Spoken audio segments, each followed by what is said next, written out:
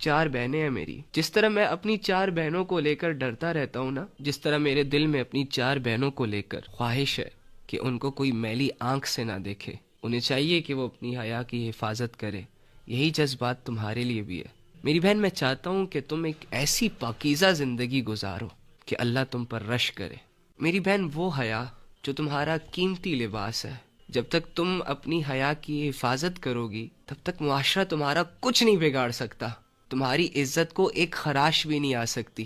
وہ حیا کہ جب ایک عورت اس حیا کی حفاظت کرتی ہے تو اللہ بھی ایسی عورت پر رشک کرتا ہے، فخر کرتا ہے۔ پھر اگر زمانہ ایسی عورت کو بدنام کرنے کی چالیں سوچتا ہے نا تو اللہ میدان میں آتا ہے۔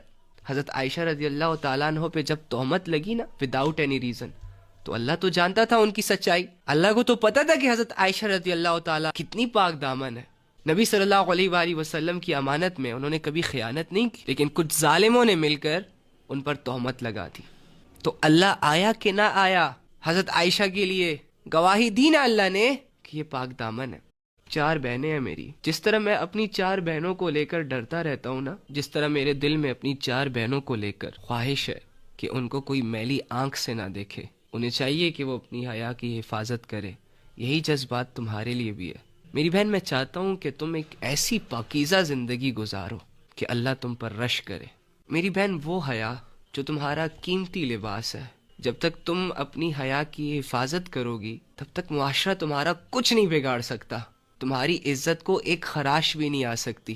وہ حیا کہ جب ایک عورت اس حیا کی حفاظت کرتی ہے تو اللہ بھی ایسی عورت پر رشک کرتا ہے، فخر کرتا ہے۔ پھر اگر زمانہ ایسی عورت کو بدنام کرنے کی چالیں سوچتا ہے نا تو اللہ میدان میں آتا ہے۔ حضرت عائشہ رضی اللہ تعالیٰ عنہ پہ جب تہمت لگی نا وداؤٹ اینی ریزن، تو اللہ تو جانتا تھا ان کی سچائی، اللہ کو تو پتا تھا کہ حضرت عائشہ رضی اللہ تعالیٰ کتنی پاک دامن ہے، نبی صلی اللہ علیہ وآلہ وسلم کی امانت میں انہوں نے کبھی خیانت نہیں کی، لیکن کچھ ظالموں نے مل کر ان پر تہمت لگا دی۔ تو اللہ آیا کہ نہ آیا، حضرت عائشہ کے لیے گواہی دی نا اللہ نے کہ یہ پاک دامن ہے۔